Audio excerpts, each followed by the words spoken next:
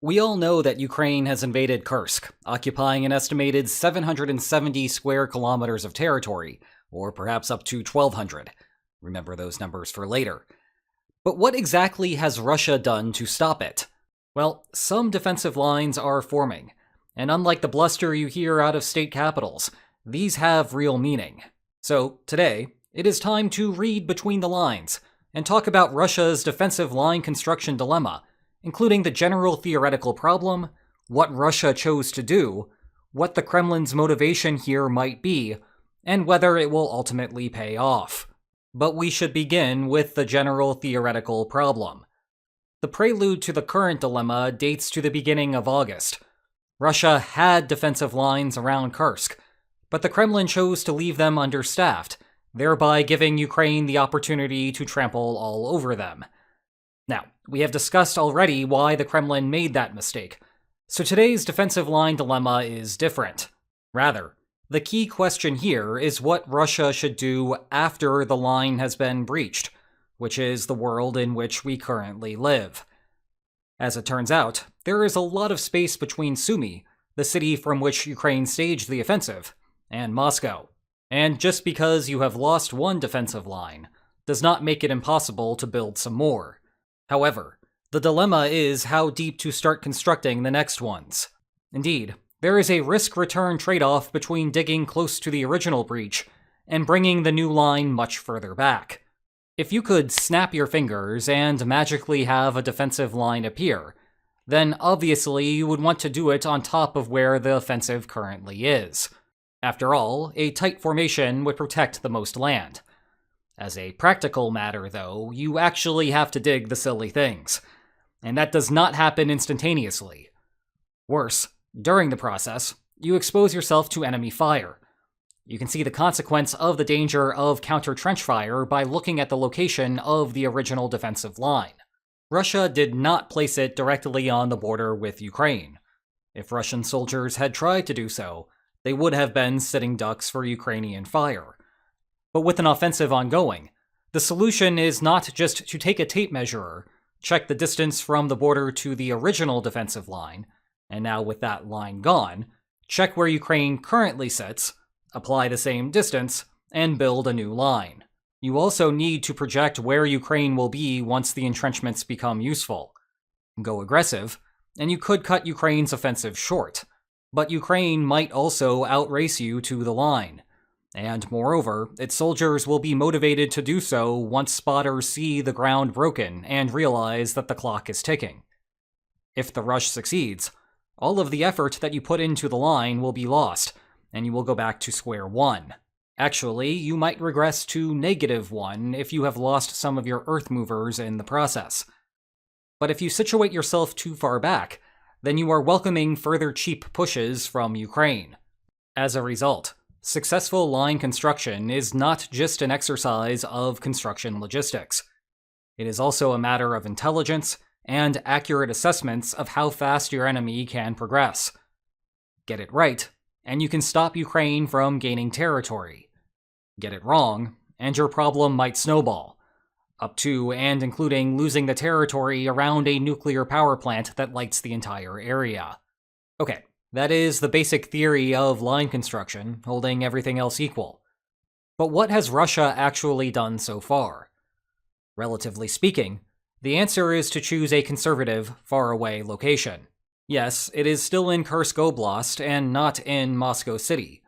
But for the most part, trench diggers have started a comfortable distance from where Ukrainian troops occupy.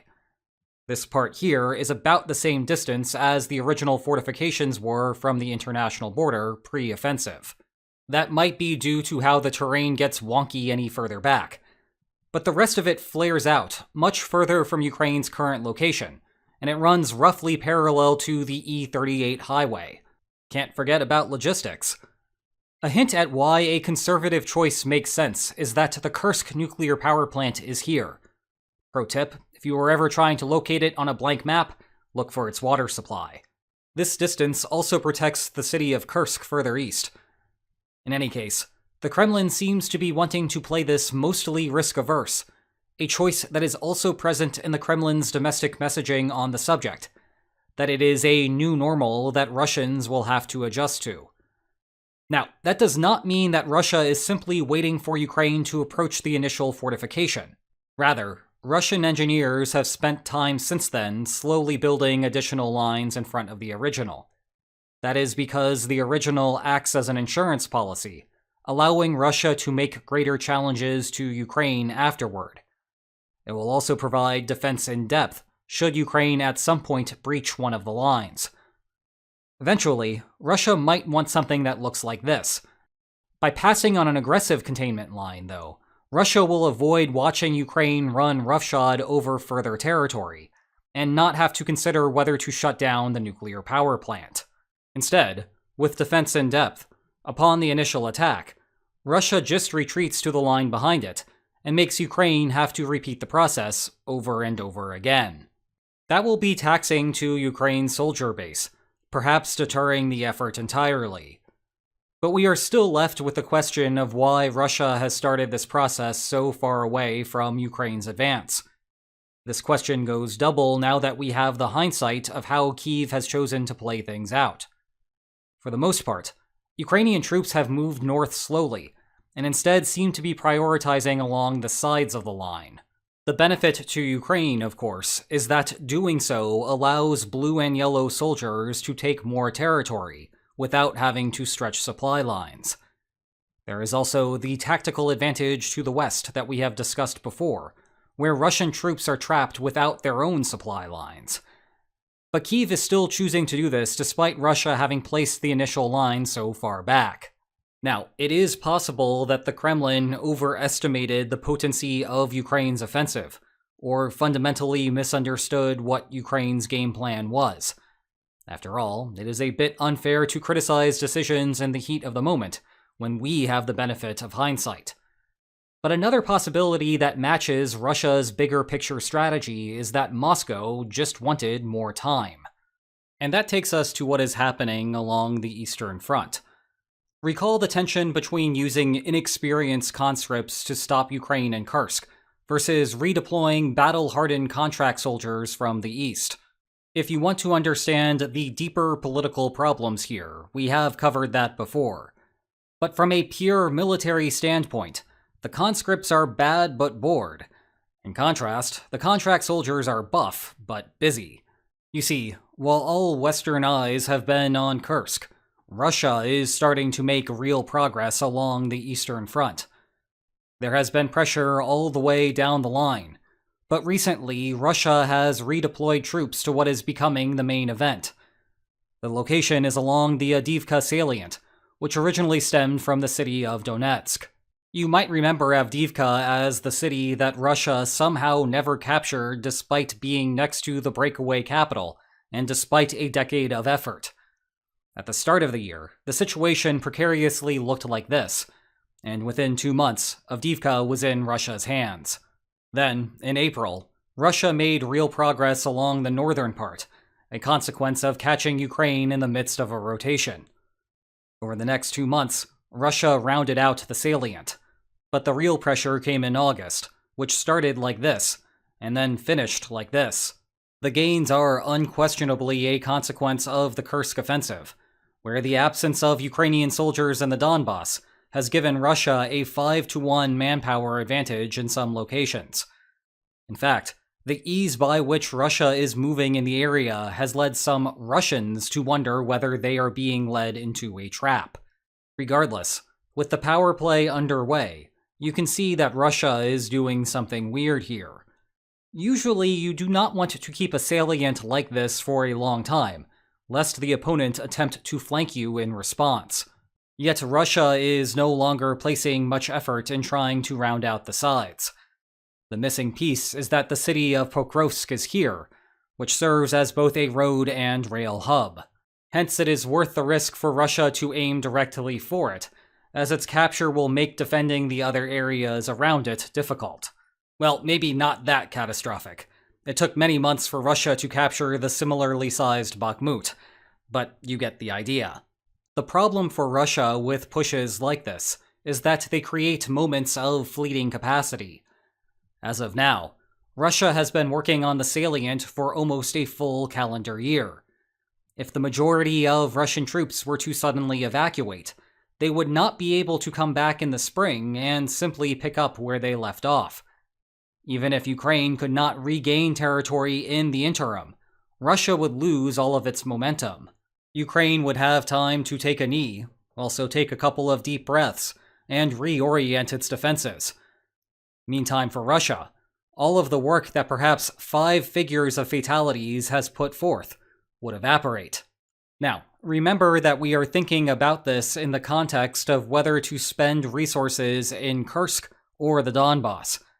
And, truth be told, Russia will want to spend more time exploiting the capture of Pokrovsk before returning to handle Kursk. You see, the whole benefit of taking a logistics hub is that it forces everything in the region to be rerouted. Of course, because the loss of Pokrovsk will not come as a surprise, Ukraine is already working on mitigating the damage. But still, Russia will have a fleeting moment of further exploitation until Ukraine reaches a new logistics equilibrium. All told, this meant that the defense of Kursk had to be, and still continues to be, put on pause. The Kremlin intends to get it back, of course, but not until its eastern offensive culminates. Given that, the Kursk defensive line had to be conservative. The best Russian troops would not be there for a while, and so an aggressive stance would have created too much of a domino problem. Now, this may sound like a sunk cost fallacy, but it is not.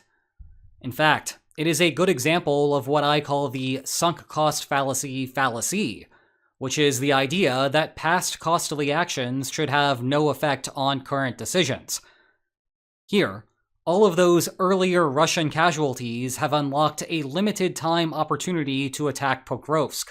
This is in contrast to what happens with a traditional sunk cost fallacy, where the costs already paid have no bearing on what is available to you now.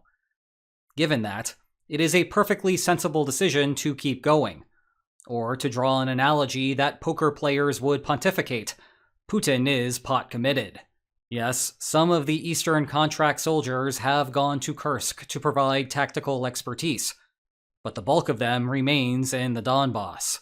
And that takes us to the remaining question, which is whether this will work for Russia. From a pure numbers perspective, Russia faces an uphill battle.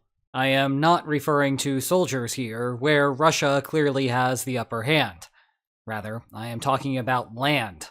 You need a scale to fully appreciate the offensives. And to do that, let's go back to the Avdiivka front. This is 20 kilometers.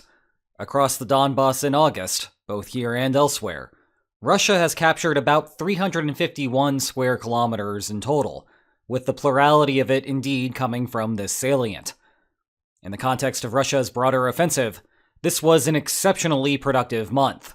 It is substantially better than the previous best of the offensive in May, even breaking my template, and that is despite May's number being inflated by Russia's surprise attack on Kharkiv. However, the scale back in Kursk is about 42 kilometers for this line. A conservative estimate for Ukraine's gains are 770 square kilometers, while other reports go as high as 1,200. But even if we ignore that larger number, and just focus on the conservative quantity, Kyiv has doubled up on Russia for the period. Heck, the gains even match all of Russia's from May through August, with a similar caveat that Ukraine's August numbers are also inflated by surprise. Regardless, though, the whole affair has conclusively demonstrated that Russia too lacks the manpower to handle a two-front war. That does not tell us anything about the long-run effects, of course. If the loss of Pokrovsk leads to more problems elsewhere, then the scoreboard may look very different between the two come December. Likewise, if Russia puts in a dedicated effort and quickly kicks Ukraine out of Kursk, then August will go down as a historical footnote. This should be especially concerning for Ukraine, because the main military benefit of the operation is to keep the West invested in the war, and thereby keep the arms flowing.